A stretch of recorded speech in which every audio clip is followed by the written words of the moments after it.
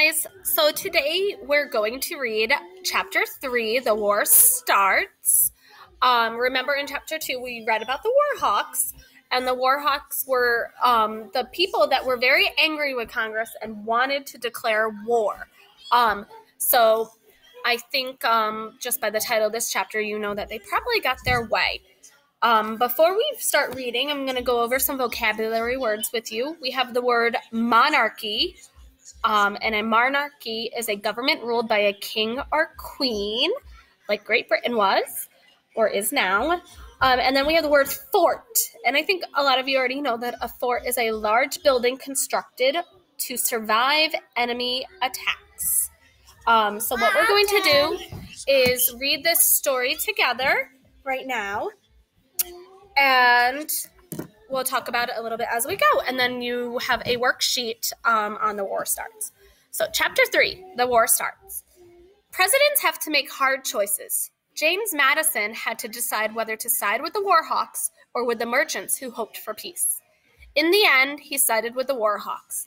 Madison asked Congress to declare war on June 18, 1812. The United States declared war on Great Britain. So part of the reason that the United States is not a monarchy is because our president can't make all the decisions. Notice it says right here, he had to ask Congress to declare war. Because remember, we wanted a government for the people, by the people. So we had lots of elected leaders, and together they make decisions. So it wasn't just his decision to make. The Americans were in for a hard fight. The British had a huge army. They also had the world's biggest navy. But the British were already in war with France. They could only send some of their troops to fight the United States. That was a good thing for the Americans. It meant that the United States would have a better chance of winning. And here is a picture with a caption underneath it. The British were already fighting France, so they could only send some of their soldiers to fight the Americans. And that was part of our decision to declare war. We figured, we're a young nation. We had a small army. We thought we'd have a better chance because they were already at war. They wouldn't have as many troops. Even so, not a lot of people at the time could imagine that the United States could win. Today, the United States is a strong nation. It has been around for many years. It has a strong army and navy, but that was not the case in 1812. In 1812, the United States was not very old as a country. It had broken away from Great Britain only about 30 years before. The United States had a different kind of government, too. At the time, most of the nations of Europe were monarchies. That means that they were ruled by kings or queens. A king or queen would rule until he or she died. Then, in most cases, the oldest son would take over. The United States was not a monarchy. It did not have a king or queen. Instead, it had a president. The president was chosen by voters. He did not get to serve until he died. He served for 4 years. Then the voters got a chance to pick their president. If they voted for a different president, the old one had to step down. In 1812, most people in the world felt that the American government had a very strange way of doing things. They were not sure that the system would last and that the United States would be able to survive. And as you know, it did last, and we were able to survive because here we are today, and we still have a president with the same rules today.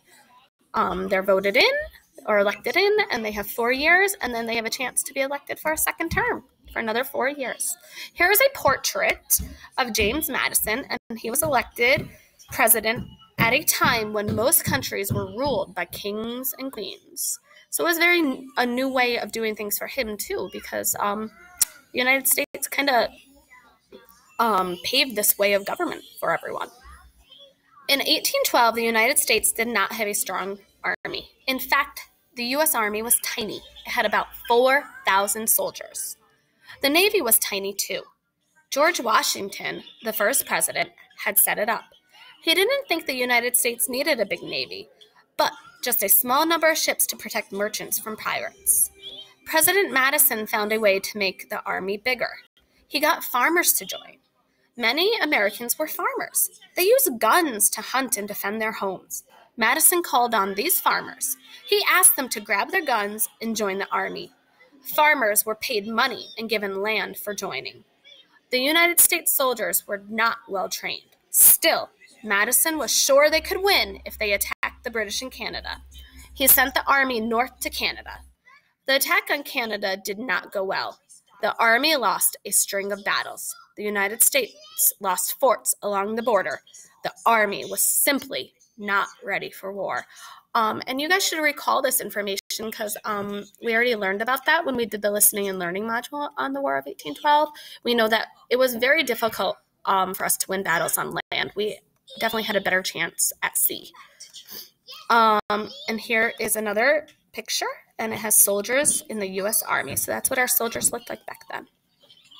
And there you see the American flag flying in the background at the fort. No one expected much from the tiny U.S. Navy, but things went better on the seas than they did on land. The United States battled bravely. They beat the British in a number of naval battles. And here is a picture of American men in the Navy during the War of 1812. There are some ships with American flags. And then I'll just stop right here to show you Chapter 4, a famous ship.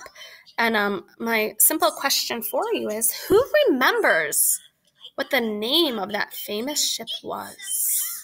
If you remember, please record your answer for me. Thanks, guys. I'll talk to you tomorrow. Don't forget to use your reader to help you answer questions on 11.1. Okay, bye.